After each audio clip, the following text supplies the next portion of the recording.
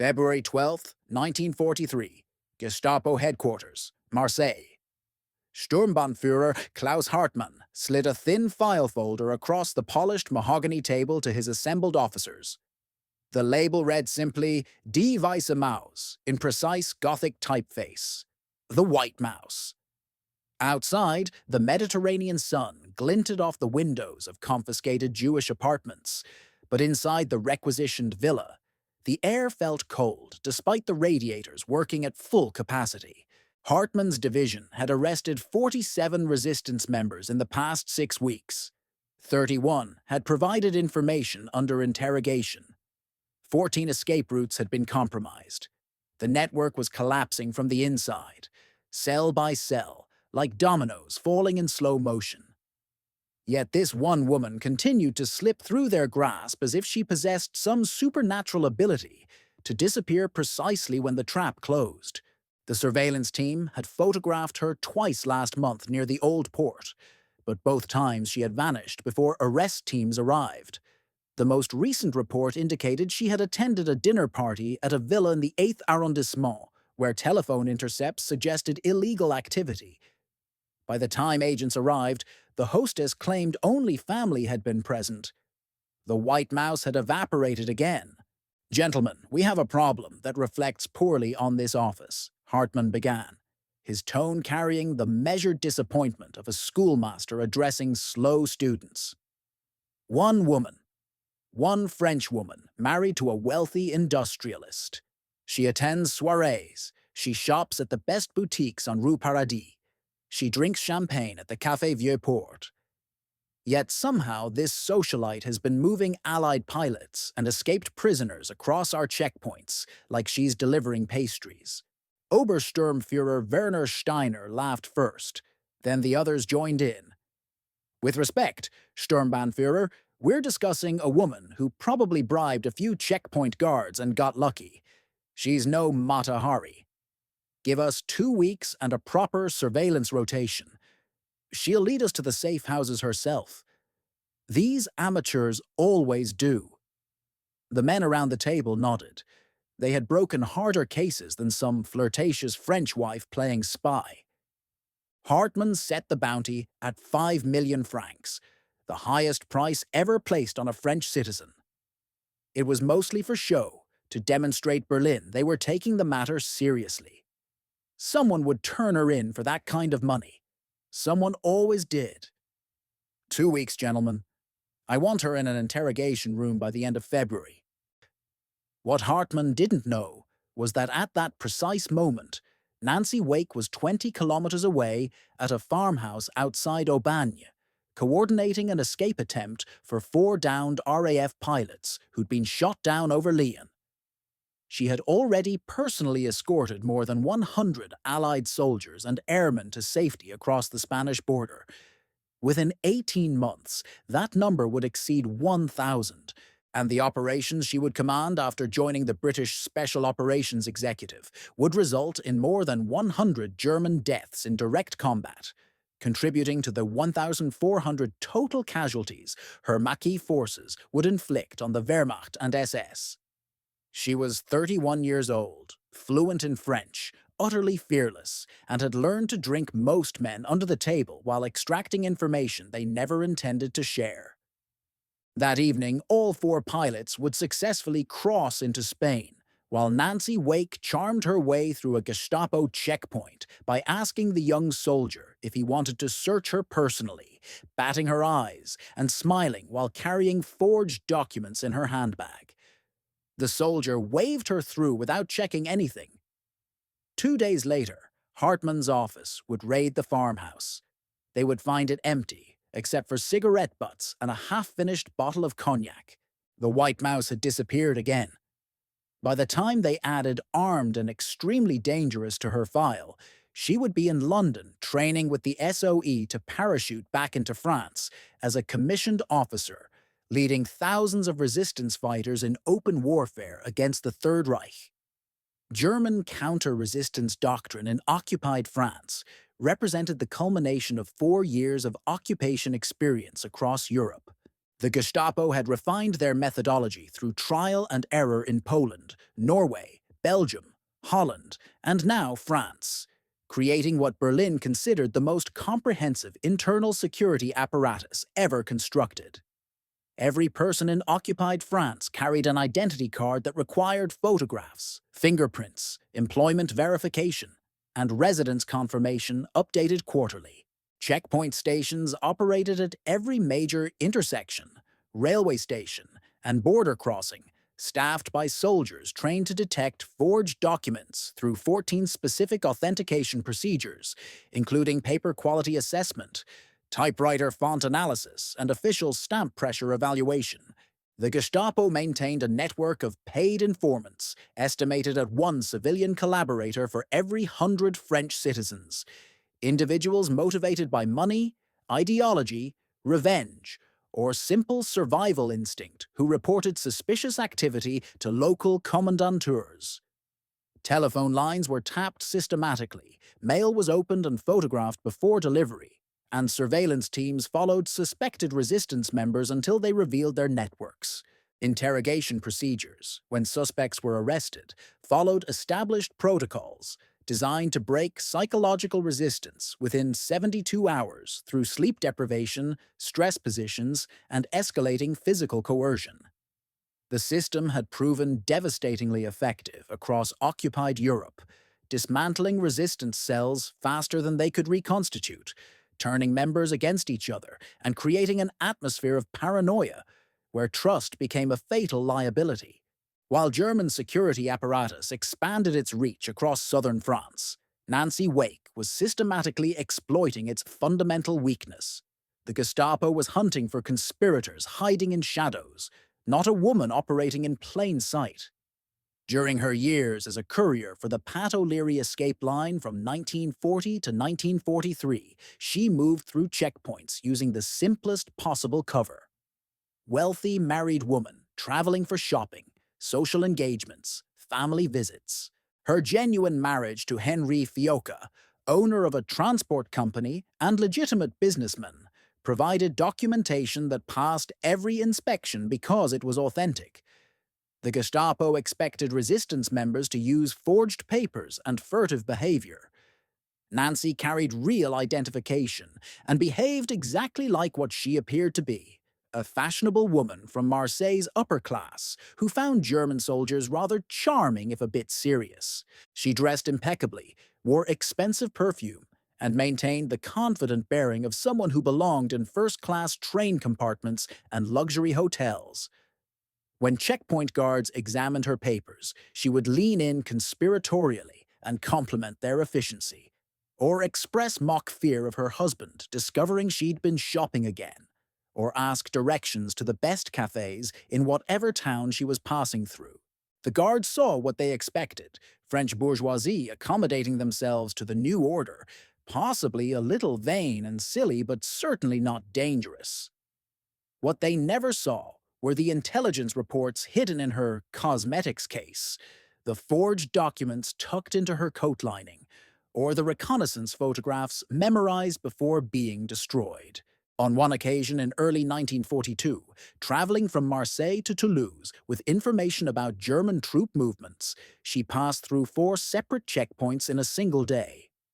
At the third checkpoint, the young soldier examining her papers mentioned he'd never visited Marseille. Nancy spent 10 minutes describing the fish markets at the Old Port, the sunset over Notre-Dame de la Garde, the best bouillabaisse restaurants near the Quai des Belges.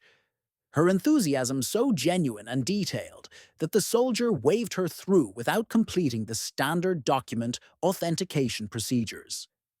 2 weeks later, the intelligence she'd carried resulted in an RAF bombing raid that destroyed an ammunition depot outside Toulouse, killing an estimated 30 German soldiers. This mission represented one of dozens she successfully completed before the Gestapo even identified her as a person of interest. The inherent contradiction in German counterintelligence methodology became apparent in a classified assessment circulated among Gestapo officers in southern France during August 1942. The 3-page memorandum, stamped Geheim, and signed by SS Sturmbannführer Rudolf Hoffmann of the Paris Central Office, analyzed resistance activities in Vichy France with particular attention to escape networks moving Allied personnel towards Spain. The primary vulnerability of resistance networks lies in their operational security. Hoffmann wrote in the document's third paragraph, "Each successful escape requires multiple civilian contacts. Forgers for documents, safe house operators for shelter, drivers for transport, guides for mountain crossings. Each contact point represents a potential compromise. Mathematics favors our position. A network moving 10 Allied personnel per month requires approximately 40 separate French contacts. If we arrest and interrogate merely 5% of involved civilians through routine security sweeps, probability calculations indicate we will identify and penetrate 70% of active networks within 6 months." The assessment continued with technical details about interrogation success rates, informant recruitment strategies, and checkpoint enhancement protocols. The analysis concluded with confident projections. Based on current arrest rates and information extraction efficiency, we anticipate eliminating organized escape activity in southern France by end of calendar year 1942. Small-scale individual evasion attempts will continue, but lack the coordination and resources to significantly impact Wehrmacht security operations. The document ended with specific recommendations, including increased checkpoint frequency, expanded telephone surveillance, and enhanced document authentication training for all security personnel. The assessment reflected genuine analytical rigor based on empirical data from operations across occupied Europe.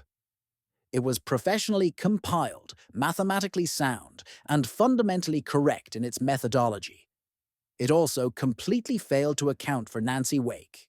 While German analysts in Paris prepared their confident projections, Nancy Wake was managing operations that violated every assumption underlying their security models. Between October 1942 and April 1943, the period when Hoffmann's assessment predicted complete network collapse, Nancy's sector of the Pat O'Leary Line successfully moved more than 400 Allied personnel to safety across the Pyrenees.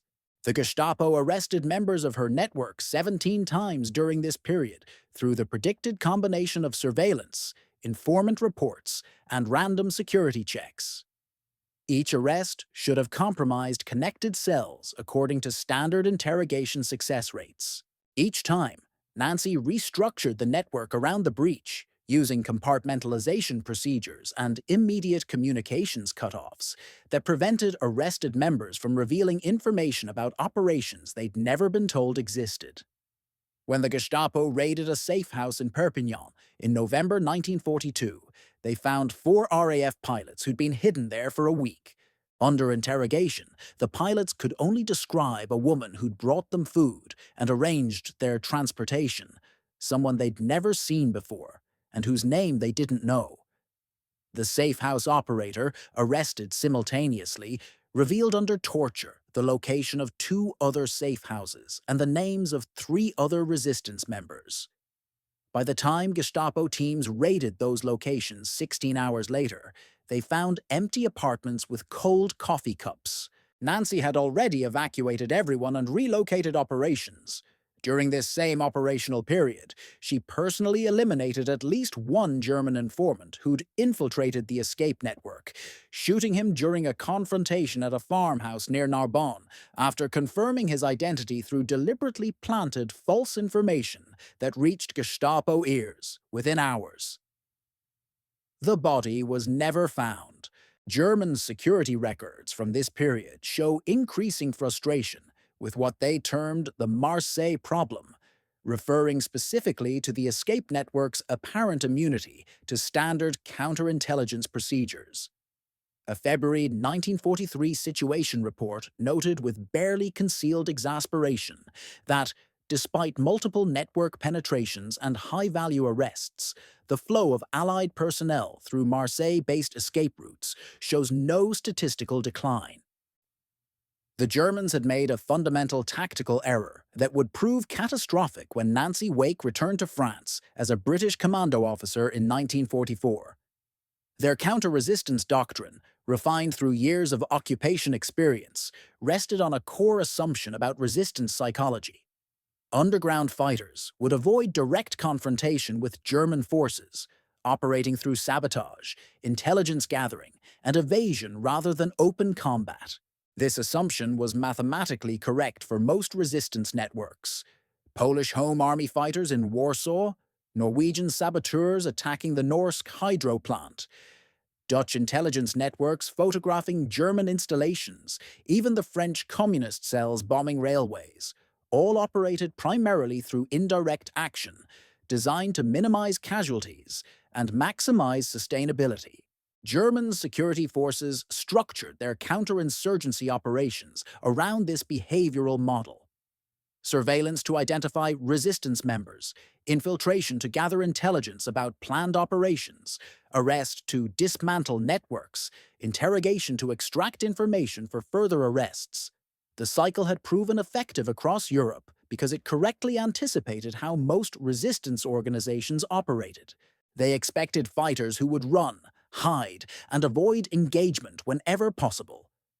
The Gestapo never developed protocols for someone who would walk directly into their headquarters and open fire. Nancy Wake returned to France on the night of April 29, 1944, parachuting from a British Halifax bomber into the Auvergne region of central France as part of a three-person SOE team codenamed Freelance. Her parachute tangled in a tree during landing, leaving her suspended 10 feet above ground until French resistance fighters cut her down.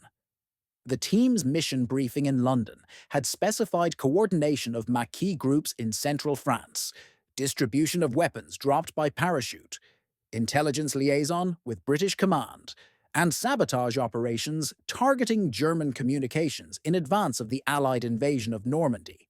It was a support role classified as liaison officer in official documents, the kind of assignment that kept SOE officers behind the lines coordinating local fighters rather than leading attacks themselves.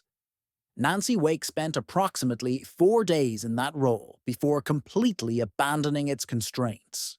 By mid-May, she was personally leading armed raids against German installations with a level of aggression that shocked both the resistance fighters under her command and the German security forces trying to stop her. During a raid on a weapons depot at Montmouchet, when an SS sentry discovered the team's approach and was about to raise the alarm, Nancy killed him with her bare hands using the SOE unarmed combat techniques she'd practiced in Scotland. She later described the incident in characteristically blunt terms.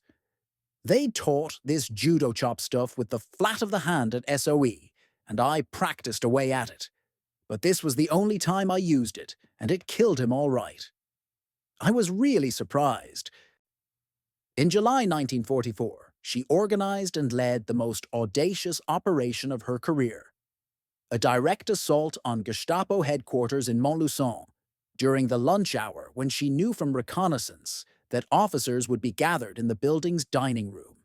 She and a team of Maquis fighters drove 4 cars directly to the front entrance at precisely 12:25 p.m., charged into the building with weapons drawn, cleared each room with grenades and submachine gun fire, and were back in their vehicles within 30 seconds. 38 Gestapo personnel died in the attack. Nancy's group suffered 0 casualties. The forces under Nancy's command between April and August 1944 grew from several hundred fighters to approximately 7,500 Maquis, organized into 18 separate groups operating across the Auvergne region. These were not professional soldiers. Most had no military training before Nancy and her SOE team arrived. Many had never fired a weapon. They were farmers, factory workers, students, deserters from Vichy military service, and refugees who'd taken to the forests to avoid German labor conscription. Nancy transformed them into an effective guerrilla force through a combination of weapons training, tactical instruction, and her own example of absolute fearlessness under fire. When German forces attacked their camps, she led counterattacks personally rather than directing operations from behind the lines. When weapons shipments were delayed and ammunition ran low, she coordinated nighttime raids on German supply convoys to steal what they needed. When informants needed to be interrogated, she conducted the interrogations herself. And when those informants were confirmed as Gestapo agents, she executed them without hesitation or delegation. One captured German spy was brought to her by Maquis fighters, who admitted they lacked the stomach to shoot an unarmed prisoner. Nancy took the man's pistol from one of her fighters and shot him herself, telling them afterward that war required making decisions that would haunt you forever, but that refusing to make those decisions got your friends killed. Between late May and August 1944, her Maquis groups engaged approximately 22,000 German soldiers from Wehrmacht and SS units in dozens of separate encounters, ranging from ambushes of supply convoys to pitched battles defending their forest bases. German forces suffered an estimated 1,400 casualties during this period in Nancy's operational area. Her own forces lost approximately 100 fighters killed. The casualty ratio represented catastrophic failure of German counterinsurgency doctrine that had assumed resistance forces would avoid direct engagement and could be suppressed through superior firepower and aggressive patrolling. German engineers calculated thrust, weight, speed, firepower. They calculated everything except one variable. You cannot intercept what flies slower than your minimum speed. And Nancy Wake flew slower than physics allowed Germans to chase. The stall speed paradox that had defined Nancy Wake's first years evading the Gestapo represented only the first of three critical advantages she possessed over German security forces.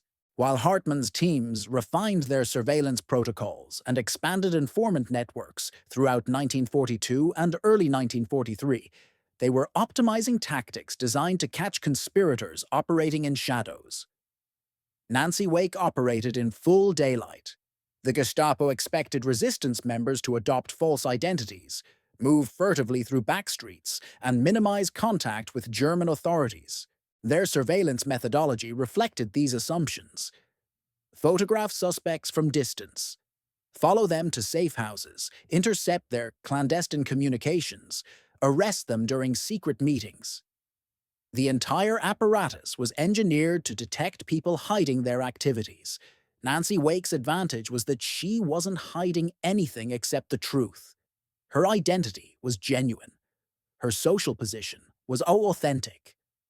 Her movements through Marseille's finest hotels and restaurants were exactly what they appeared to be: a wealthy French wife maintaining her social calendar. The Gestapo had developed sophisticated techniques for identifying false papers, but Nancy's documents were real. They'd refined interrogation methods for breaking cover stories, but Nancy's cover story was her actual life. They'd created elaborate systems for detecting behavioral inconsistencies that marked nervous conspirators, but Nancy genuinely belonged in the spaces she occupied and moved through them with the confident ease of someone who had every right to be there. On March 8, 1943, Nancy Wake demonstrated this advantage during what should have been a catastrophic security failure. She was traveling by train from Marseille to Lyon, carrying coded intelligence about German troop concentrations along the Mediterranean coast, information the Royal Navy needed for planning convoy routes past Toulon. The train stopped at a checkpoint outside Avignon, where Gestapo agents were conducting random document inspections and baggage searches, something that typically forced resistance couriers to abandon missions or risk arrest. Nancy remained in her first-class compartment while German officers moved through the train, examining papers and occasionally escorting passengers off for additional questioning. When an Obersturmführer entered her compartment, she looked up from the fashion magazine she'd been reading and smiled with the mildly annoyed expression of someone interrupted during leisure. The officer examined her papers, all authentic, all in order, and then asked to search her luggage. Nancy opened her suitcase herself, chatting pleasantly about the difficulty of finding decent fabric in wartime, while the officer examined her clothes, cosmetics, and personal items. The intelligence documents were folded into the lining of her makeup case in plain sight but designed to look like reinforcement material. The officer handled the case twice, examining the visible contents, never suspecting the lining itself was the payload. He returned everything, apologized for the inconvenience, and moved to the next compartment. Nancy arrived in Lyon on schedule, delivered the intelligence to her contact that evening, and returned to Marseille 2 days later, through 3 more checkpoints without incident. By this point in her career, she had successfully completed more than 60 missions of this type, each one representing a potential capture that never materialized because the Gestapo was hunting for someone who matched none of her actual characteristics. The second advantage emerged from what German intelligence officers considered standard counter-resistance doctrine. Systematic application of pressure would inevitably break networks through accumulated arrests and information extraction. This methodology had proven effective across occupied Europe because most resistance organizations operated as hierarchical structures with clear chains of command, centralized leadership, and defined roles that, once understood, could be dismantled through targeted arrests.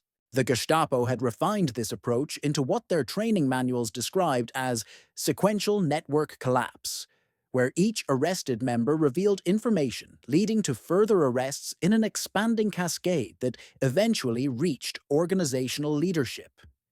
The system worked because it correctly anticipated how most underground networks were structured. Nancy Wake operated under entirely different organizational principles that rendered sequential collapse impossible. She compartmentalized operations so thoroughly that arrested members literally could not reveal information about activities they'd never been told existed. When the Gestapo arrested the operator of a safe house in Perpignan in November 1942, standard interrogation should have revealed the locations of other safe houses, the identities of couriers who'd used the facility, and the routes those couriers traveled. The operator could only provide information about the 4 specific Allied pilots he'd sheltered during the previous week and the woman who'd delivered them. He'd never been told about other safe houses, had never met other resistance members, and had no knowledge of courier routes or operational schedules. The woman he described matched hundreds of French women in the region. The Gestapo raided 2 locations based on educated guesses about network structure, finding both empty. Nancy had already relocated those operations based on the simple assumption that any arrest compromised everything the arrested person had directly witnessed, and she structured her network so each person witnessed as little as possible. During the 6 months between October 1942 and April 1943, German security forces arrested 47 members of resistance networks operating in Nancy Wake's operational area. Standard interrogation techniques extracted useful intelligence from 39 of those 47 prisoners, an 83% success rate that met Gestapo training standards. That intelligence led to 92 additional arrests of resistance members, informants, and suspected collaborators. By every metric in German counterintelligence doctrine, this represented successful network penetration that should have effectively destroyed resistance capability in the region. Instead, the flow of Allied personnel through escape routes showed no statistical decline. Nancy had restructured operations around every arrest within hours of learning about it, using a communication system so simple it was nearly impossible to intercept. Coded messages delivered verbally by trusted couriers who memorized everything and carried nothing written.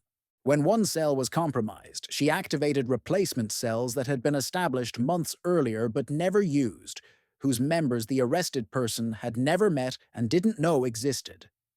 The Gestapo was successfully executing their doctrine exactly as designed. Nancy Wake was simply operating under different rules that made their success irrelevant. She had already helped more than 1,000 Allied personnel escape to Spain by this point, a number that would have required massive organizational infrastructure, according to German intelligence assessments.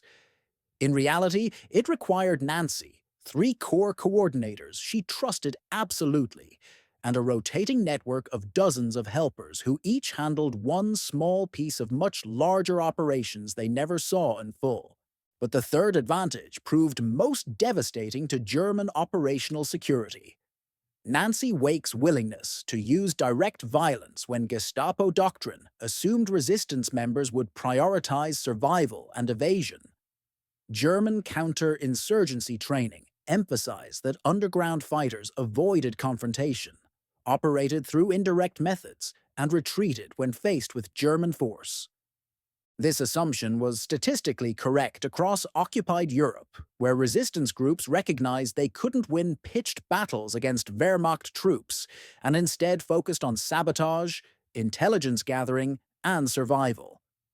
The Gestapo structured their operations around this behavioral model, which created systematic vulnerabilities they never anticipated anyone would exploit. Their headquarters buildings were guarded, but not fortified.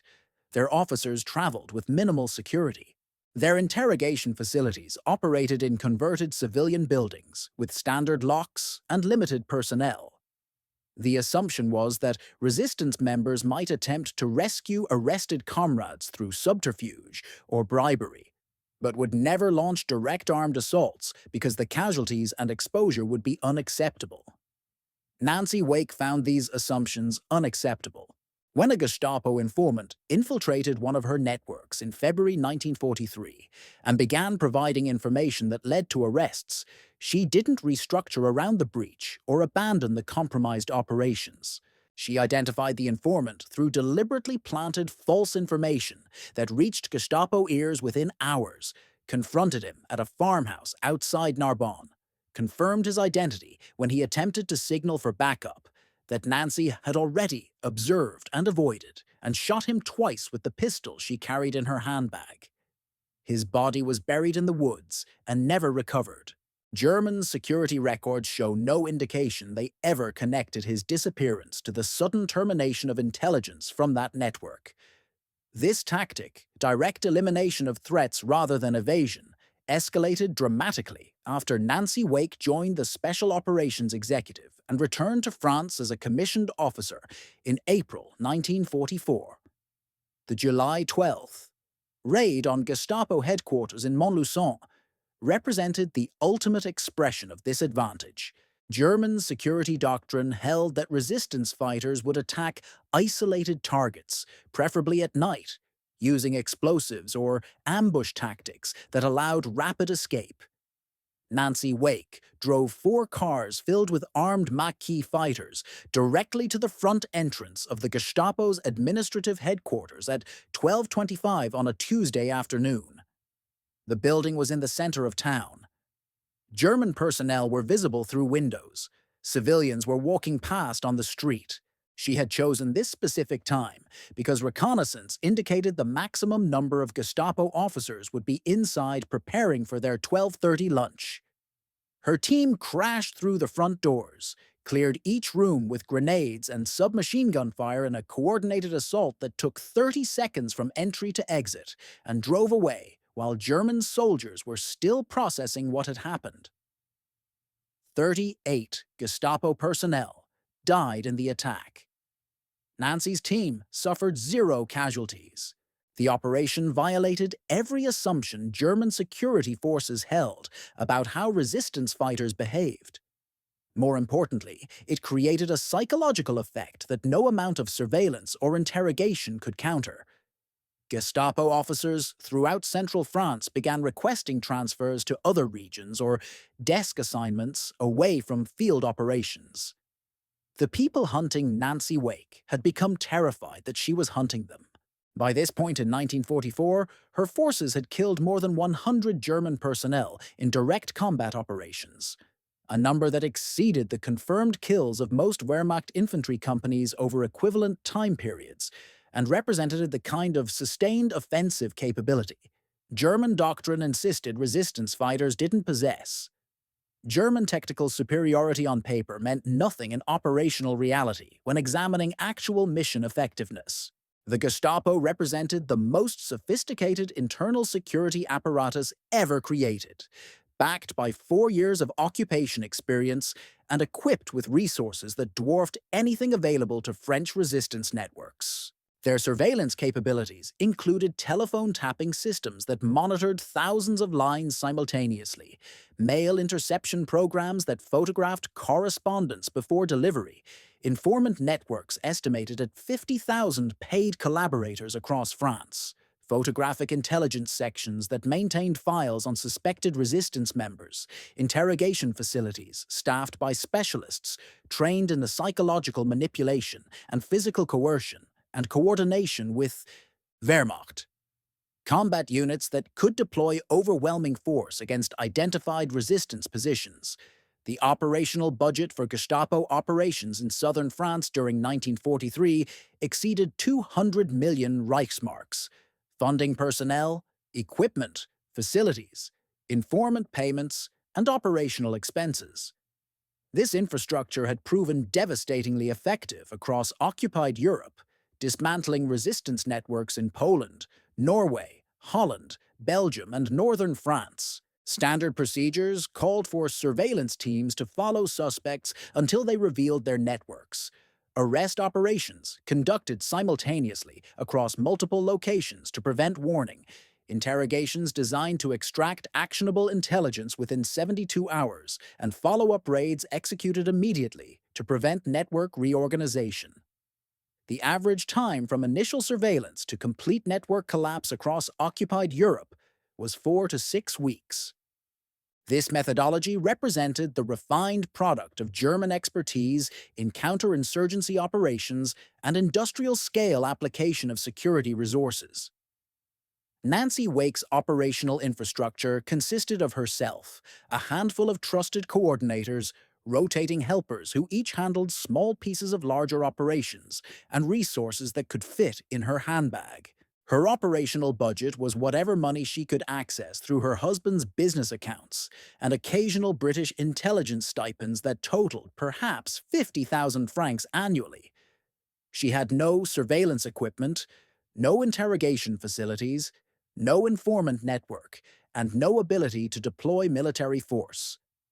When she needed intelligence, she gathered it personally by attending social events where German officers were present and asking questions while appearing to flirt. When she needed to move Allied personnel, she drove them herself or arranged rides with trusted contacts. When operations were compromised, she restructured networks through direct personal communication with the handful of people she trusted. Her entire operational model would have appeared laughably primitive to Gestapo analysts if they'd understood how it actually worked. Yet between 1940 and 1943, operating under these constraints, she successfully moved more than 1,000 Allied personnel to safety while evading capture despite being the Gestapo's most wanted person, with 5 million francs on her head. The cost ratio was staggering. Germany was spending 4,000 times more money trying to catch one woman than that woman had access to for her operations. Yet she remained free and operationally effective, while Gestapo efficiency ratings in her region fell below acceptable standards. This asymmetric efficiency became even more pronounced after Nancy Wake returned to France with the SOE in 1944.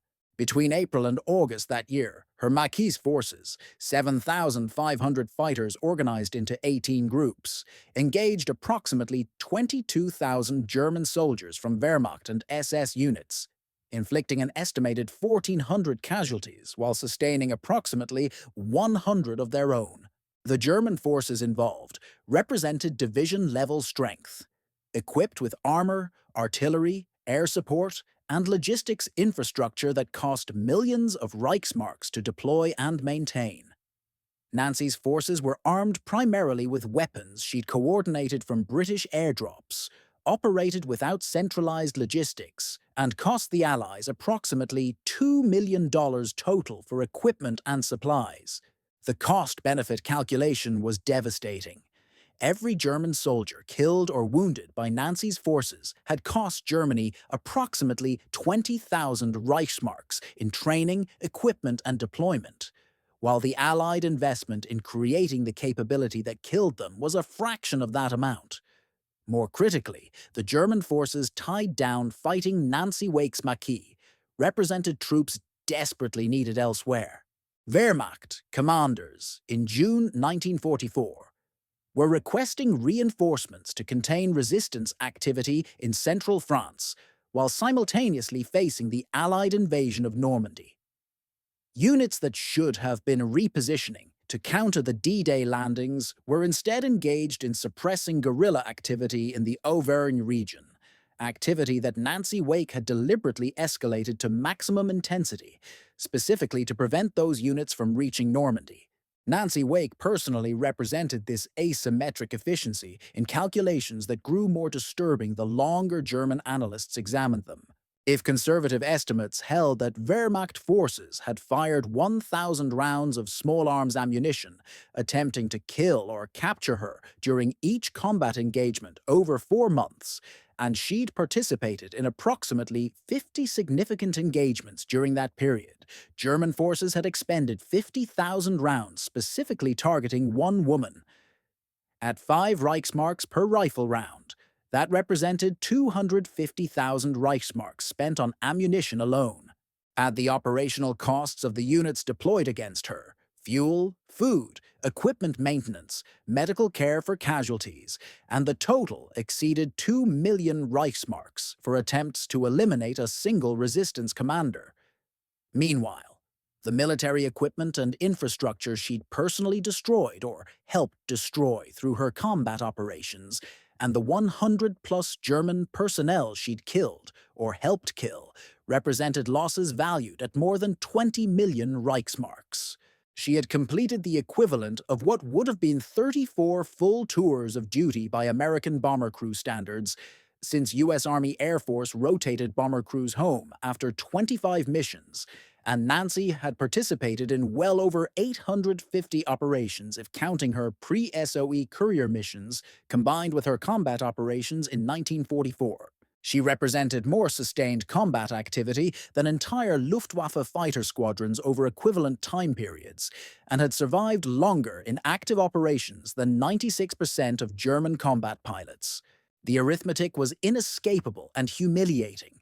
One woman with minimal resources and no formal military training had imposed costs on Wehrmacht and Gestapo operations that exceeded what entire Allied infantry battalions achieved, and she'd done it while remaining alive and operationally effective, despite 4 years of dedicated efforts to kill or capture her.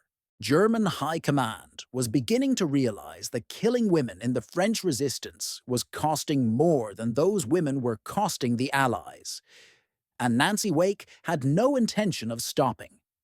As German High Command grappled with the mounting resource drain Nancy Wake's operations imposed, Gestapo intelligence sections in Marseille were assembling a file that would transform their understanding of who they were actually hunting. For 2 years, the White Mouse had existed in their records as an operational designation, a code name for an unidentified resistance operative whose gender they'd assumed male based solely on operational capability. Resistance leaders, in Gestapo experience, were invariably men. The assumption had never been questioned. On March 16, 1943, that assumption shattered. Henri Fiocca was arrested at his Marseille apartment following weeks of surveillance that Gestapo teams had intensified after yet another successful escape operation they'd failed to intercept. The interrogation began with standard protocols: employment verification, financial records examination, questions about his wife's whereabouts and activities. Fiocca maintained his cover story for 4 days despite escalating physical coercion. His wife traveled frequently for social engagements. She shopped in Lyon and Nice. She visited relatives. She was uninvolved in his business affairs. The Gestapo had heard variations of this story from dozens of resistance supporters. Interrogators increased pressure systematically according to established procedures designed to break psychological resistance within 72 hours. On the 5th day, Fiocca made a calculated decision that would cost him his life but save Nancy's. He provided his wife's name and confirmed she was involved in resistance activities. but claimed she'd fled to Switzerland months earlier and he had no knowledge of her current location or activities. The admission gave interrogators enough information to declare the interrogation successful while providing nothing operationally useful. The name Nancy Wake meant nothing to the interrogation team initially. They cross-referenced it against their files of known resistance members and found no matches. Then a junior analyst made the connection that should have been obvious months earlier. Nancy Wake, married name Fioca, appeared in their social surveillance files as the wife of a wealthy industrialist who frequented the best hotels and restaurants in Marseille, who'd been photographed at parties attended by German officers, who'd passed through checkpoints dozens of times with perfect documentation that had never raised suspicion because it was entirely legitimate. The analyst pulled surveillance photographs from society events across 1941 and 1942. There she was, elegant dress, confident smile, champagne glass, chatting with Wehrmacht officers at a reception in the Palais du Pharaon. Photographed again, boarding a train to Lyon in first class. Documented passing through a checkpoint outside Avignon, where she'd flirted with the young soldier who'd waved her through. The same woman who'd been moving Allied personnel and intelligence under their noses for 2 years while they'd been hunting for someone matching none of her actual characteristics.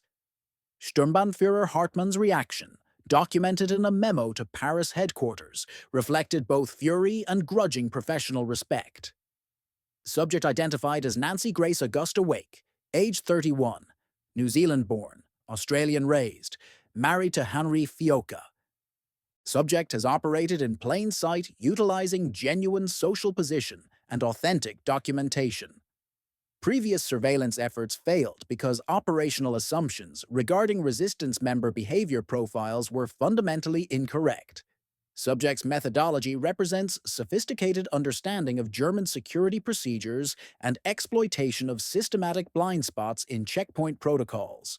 Recommend immediate escalation of capture priority. The revelation created operational and ideological complications that paralyzed German response for the critical weeks. Nazi doctrine regarding women's proper roles in society, childbearing, domestic management, support functions, conflicted directly with acknowledging that a woman had outmaneuvered the Gestapo's finest officers for 2 years. Luftwaffe High Command could suppress information about female Soviet pilots on distant Eastern Front sectors without affecting domestic propaganda. But Nancy Wake had operated in France, had attended parties with German officers, had smiled at checkpoint guards while carrying intelligence that led to Wehrmacht casualties. Some officers who'd met her socially at events now had to reconcile the charming French wife they'd encountered with the resistance leader who'd killed German soldiers and helped destroy military infrastructure. Official reports began referring to her with deliberately vague terminology. The subject, the operative, enemy agent, anything to avoid explicitly acknowledging gender. Frontline Gestapo operatives showed no such reluctance. They understood immediately they'd been searching for the wrong target profile and adjusted procedures accordingly. New checkpoint protocols specifically included enhanced scrutiny of well-dressed women traveling alone, particularly those whose confidence and documentation seemed too perfect. Hotels received instructions to report any female guests matching Nancy's description. Informant networks were instructed to monitor social events for women who asked too many questions or showed excessive interest in German military activities. The bounty remained 5 million francs, but internal Gestapo communications now emphasized that capture must be accomplished alive if possible. Interrogators wanted to understand her methodology, identify her network, and prevent future operations from exploiting the same vulnerabilities. While German command struggled with revelation and revised their procedures, Nancy Wake was already gone. She'd learned of Henri's arrest within hours through her information network and immediately fled Marseille, knowing interrogation would eventually produce her name, regardless of how long Henri resisted. She would not learn until after the war that the Gestapo had executed him in October 1943 after months of periodic interrogation attempts to extract information about her location and activities. His consistent claim that she'd fled to Switzerland was the last act of protection he could offer. Nancy's escape route through the Pyrenees took 6 attempts across November 1943, each effort blocked by German patrols until she finally crossed on her 7th attempt through mountain passes in conditions that killed refugees regularly through exposure and falls. By January 1944, she was in London, training with the Special Operations Executive for her return to France as a commissioned officer with authority to coordinate and lead combat operations rather than merely facilitate escapes. The Germans had discovered her identity, but discovery changed nothing operationally, except to confirm what they'd already known. They were facing someone who understood their methods better than they understood hers. When she parachuted back into France on April 29, 1944, she was no longer evading the Gestapo. She was hunting them. After the war, Soviet and Allied interrogators collected testimonies from German prisoners across dozens of POW camps, asking specifically about resistance activity in occupied France. When interrogators mentioned the Auvergne region, or Maquis operations during 1944, captured Wehrmacht and SS personnel showed immediate recognition. The testimonies that emerged revealed consistent patterns of frustrated German attempts to suppress resistance activity that had exploded beyond their capacity to contain. Oberst Friedrich Weber, formerly of the 2nd SS Panzer Division, Das Reich, captured near Strasbourg in December 1944, provided testimony that Allied interrogators initially dismissed as exaggeration until cross-referenced with other accounts confirmed its accuracy. We deployed 22,000 personnel into the Auvergne in June 1944, with specific orders to eliminate Maquis' infrastructure before it could disrupt our response to the expected Allied invasion. We had armor, artillery, air support, everything necessary for overwhelming force. The Maquis forces we encountered were better organized, better equipped, and more tactically competent than intelligence had predicted. They fought like regular infantry, not partisans. They conducted coordinated ambushes, defended prepared positions, and withdrew in good order when necessary. We suffered 1,400 casualties over 3 months, attempting to suppress approximately 7,500 resistance fighters. Our casualty ratio should have been inverse. When I learned the resistance commander was a woman, a British officer, but still a woman, I understood why our standard anti-partisan tactics had failed. She wasn't fighting like a partisan. She was fighting like a Wehrmacht officer. Hauptmann Klaus Steiner, captured Gestapo officer who'd served in the Montluçon district, provided testimony that Allied interrogators found remarkable for its clinical assessment of operational failure. On July 12th, our headquarters was attacked at midday by approximately 20 fighters who drove directly to our building in civilian vehicles, entered through the front entrance, and conducted room-clearing operations with grenades and automatic weapons. 38 personnel were killed in under 1 minute. I survived because I was in the basement conducting an interrogation. When I reached the ground floor, the attackers had already departed. Our security protocols assumed partisans would attack at night, using explosives from distance. Direct frontal assault during daylight in town center violated every behavioral model we'd developed. Investigation revealed the attack was planned and led by the SOE officer known as Helene. Actual name: Nancy Wake. The tactical sophistication indicated formal military training.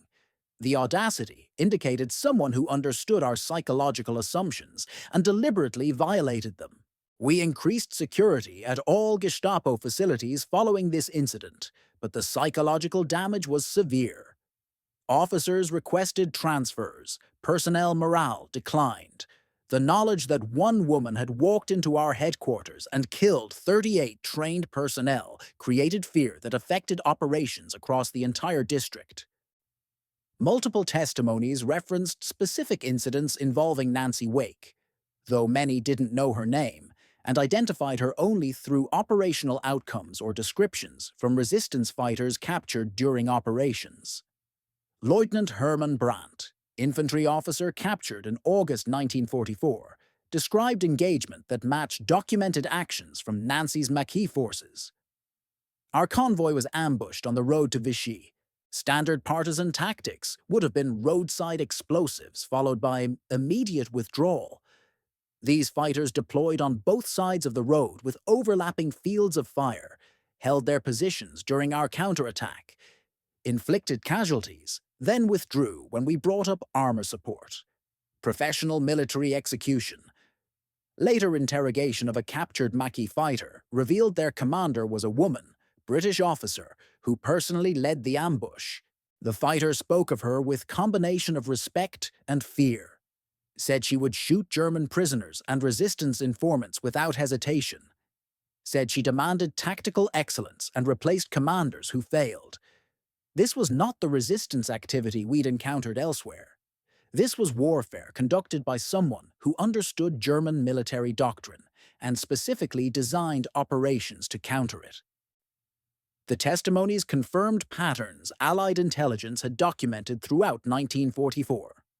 Nancy Wake's forces had inflicted more than 100 German combat deaths through direct action during her 4 months of operations between April and August, contributing to the 1,400 total casualties her Maquis groups inflicted on Wehrmacht and SS units attempting to suppress resistance activity in central France.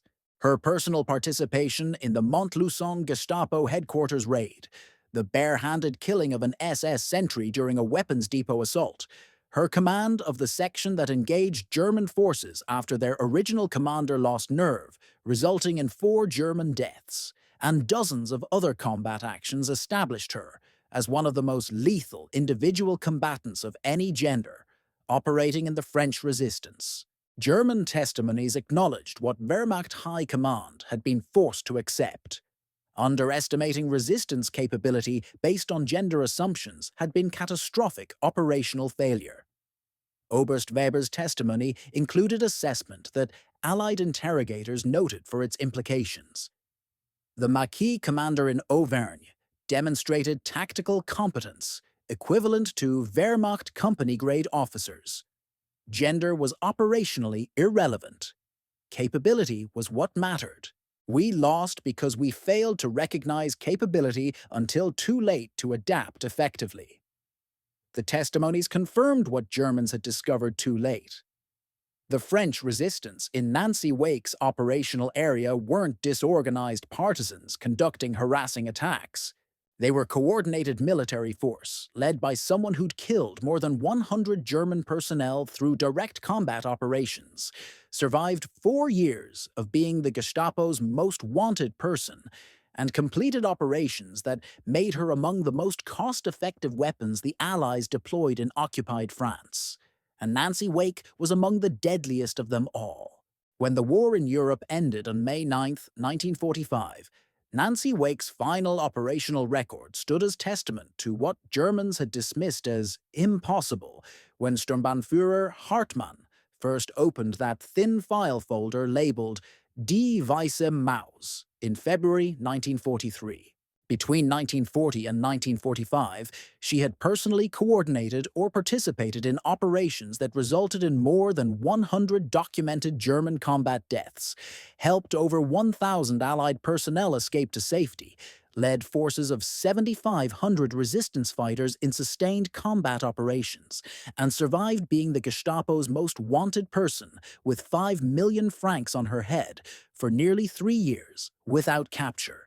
Her operational tempo during the critical 4 months between April and August 1944 averaged 3 to 4 combat missions weekly, personally leading raids that destroyed German installations, ambushed convoys, and killed enemy personnel with a consistency that Wehrmacht intelligence reports described with barely concealed frustration as relentless.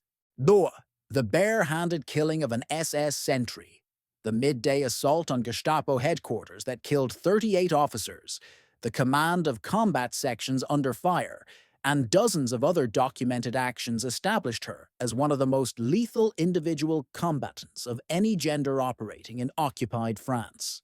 Her survival rate approached 100%, despite operating continuously in the most dangerous possible role. Identified resistance leader conducting offensive operations against an enemy actively hunting her.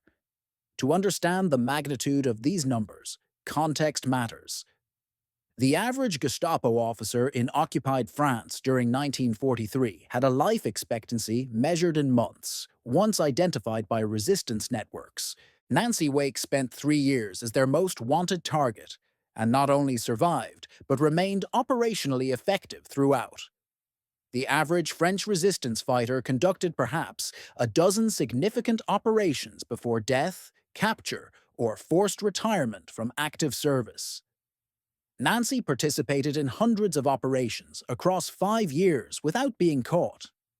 Most SOE officers parachuted into France survived weeks or months before capture or death. Nancy operated from April 1944 through liberation in August without serious injury. Wehrmacht intelligence assessments typically rated resistance commanders' operational lifespan at 3 to 6 weeks once identified and targeted. Nancy was identified in March 1943 and continued operations until war's end more than 2 years later. The statistical improbability of her survival approached impossibility, yet she accomplished it through combination of tactical skill, strategic thinking, ruthless operational security, and willingness to use lethal force without hesitation when required. German forces expended millions of Reichsmarks attempting to capture or kill her, specifically through dedicated surveillance, informant networks, interrogation of associates, checkpoint enhancements, and military operations targeting her known locations. All efforts failed. The cost-benefit ratio from German perspective was catastrophic. They spent approximately 5 million Reichsmarks trying to neutralize one woman whose operations cost them 20 times that amount in casualties, destroyed material, and diverted resources. Her impact extended beyond direct combat results into strategic effects that shaped the liberation of France. The Maquis forces she coordinated in central France during 1944 tied down German divisions desperately needed to counter the Normandy invasion, preventing their redeployment to the coast during the critical weeks when Allied forces were most vulnerable. The psychological impact of her operations, particularly the brazen Montluçon headquarters raid, degraded German morale and created fear among occupation forces that affected their operational effectiveness. Wehrmacht reports from summer 1944 documented increasing reluctance among Gestapo personnel to conduct field operations in her area, requests for transfers, and declining intelligence collection as officers prioritized their own security over mission objectives. The propaganda value of her story, once it became known, demonstrated to French civilians that effective resistance was possible, and to German forces that their control was more fragile than they'd believed. Marshal Juin noted in post-war assessments that resistance activity in regions where female SOE officers operated showed higher sustained intensity than comparable areas, suggesting their presence provided psychological benefit beyond their direct military contributions. Nancy Wake's operations validated the controversial decision to deploy female officers in combat roles and provided operational model that Allied forces would study for decades as example of effective irregular warfare conducted with minimal resources against technologically superior opponent. After the war ended, Nancy Wake faced challenges that proved in some ways more difficult than the combat operations she'd survived. She received the George Medal from Britain, the Medal of Freedom from the United States, and multiple French honors including the Légion d'honneur and 3 Croix de Guerre, making her one of the Allies' most decorated servicewomen.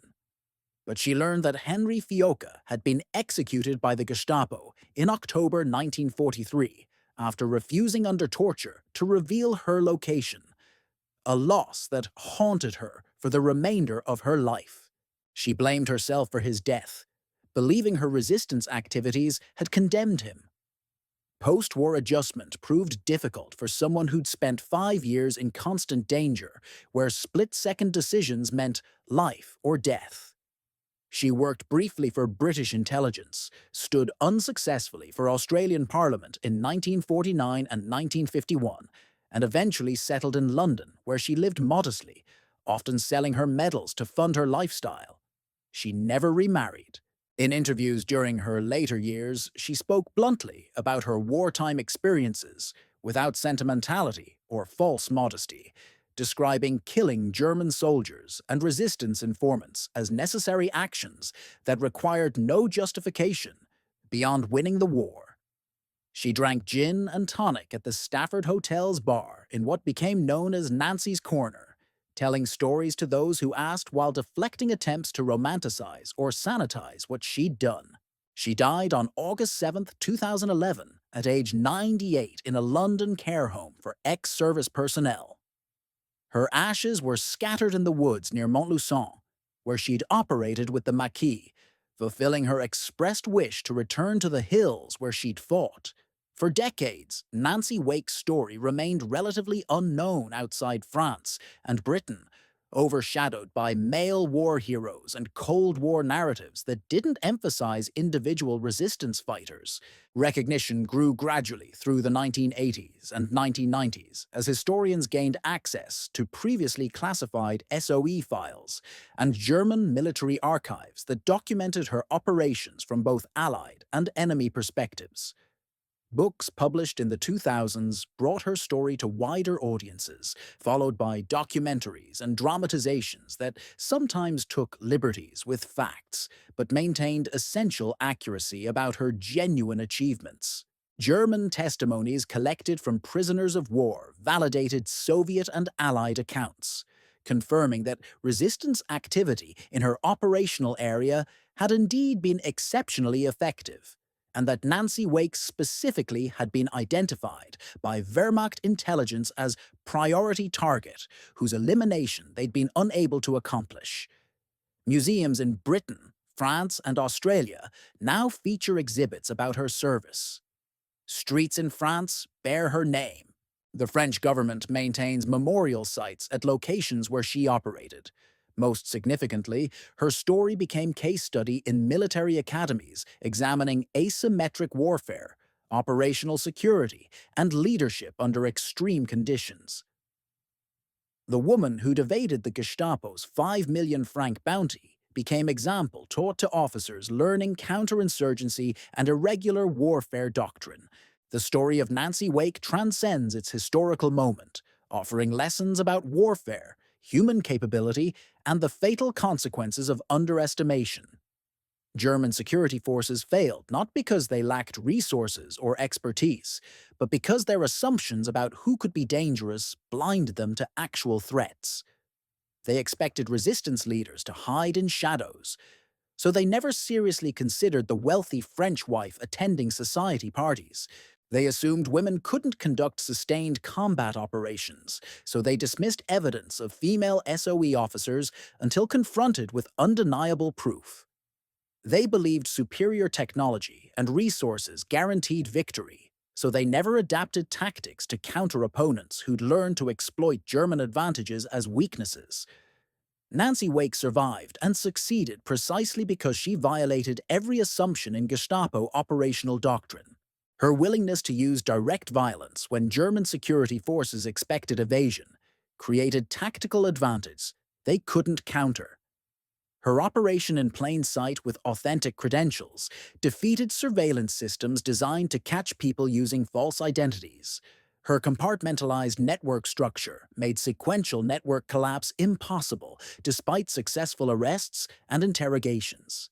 Her ruthless operational security, including personally executing informants, prevented the intelligence leaks that destroyed other resistance networks. The 100-plus German deaths she caused through direct action, and the thousands more inflicted by forces she commanded, represented military effectiveness that exceeded many conventional units, achieved with resources that cost a fraction of what Germans spent trying to stop her. The German officer who'd laughed at the idea of French resistance, who'd set that 5 million franc bounty with confidence it would produce results within weeks, never understood what Nancy Wake proved through 5 years of operations: that determination matters more than resources, that tactical innovation defeats technological superiority, and that the most dangerous enemy isn't always the most obvious one. She climbed in and out of cars, walked through checkpoints, attended dinners with German officers, coordinated escape routes, killed sentries with her bare hands, led combat assaults, and survived being the Gestapo's most wanted person because she understood something her enemies never grasped until too late. Superiority on paper means nothing against someone who refuses to fight by your rules.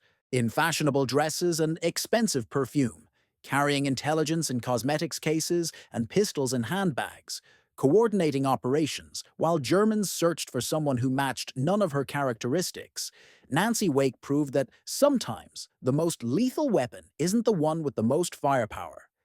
It's the one your enemy never sees coming until it's already too late. The White Mouse earned her nickname not through evasion alone, but through understanding that the best way to escape a trap is to make your hunters question whether they're hunting the right prey in the first place.